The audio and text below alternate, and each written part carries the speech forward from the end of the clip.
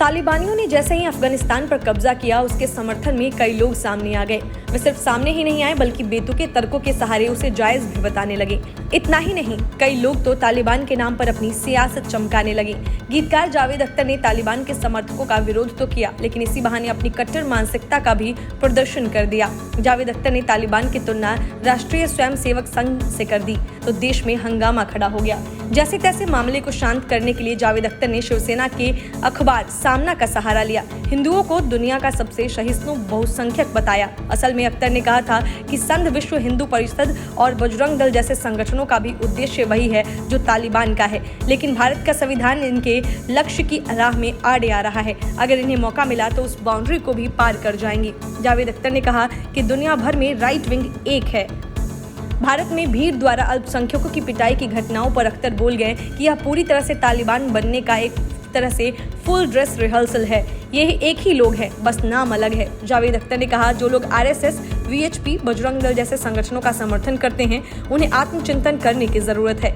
जैसे ही जावेद अख्तर का इंटरव्यू सामने आया, बीजेपी आरएसएस के करोड़ों समर्थकों का गुस्सा फूट पड़ा। मुंबई में उनके घर के बाहर बीजेपी कार्यकर्ताओं ने प्रदर्शन शुरू कर दिया।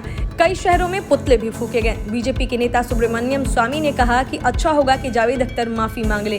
बीजेपी विधायक राम कदम ने कह दिया कि जब तक जावेद अख्तर हाथ जोड़कर माफी नहीं मांग लेते, उनकी किसी भी फिल्म की भारत में स्क्रीनिंग नहीं होने देंगे।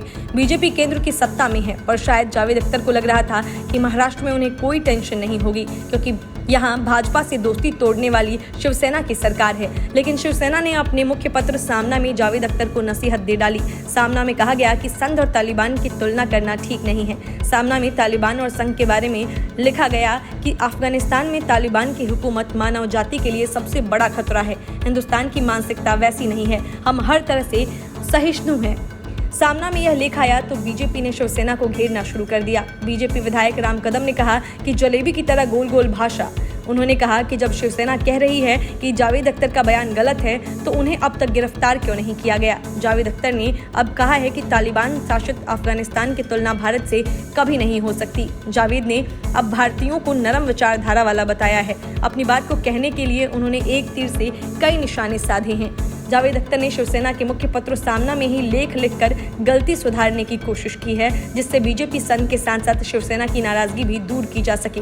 उनके लेख को पढ़ने से ऐसा लगता है कि उन्होंने शिवसेना की बातों को कबूल किया है। उन्होंने यह भी लिखा कि भारत अफगानिस्तान कभी नहीं बन सकता। सामना में लिखे लेख में जावेद अख्तर ने महाराष्ट्र के सीएम उद्धव ठाकरे की तारीफ की है। Bureau report, news of India.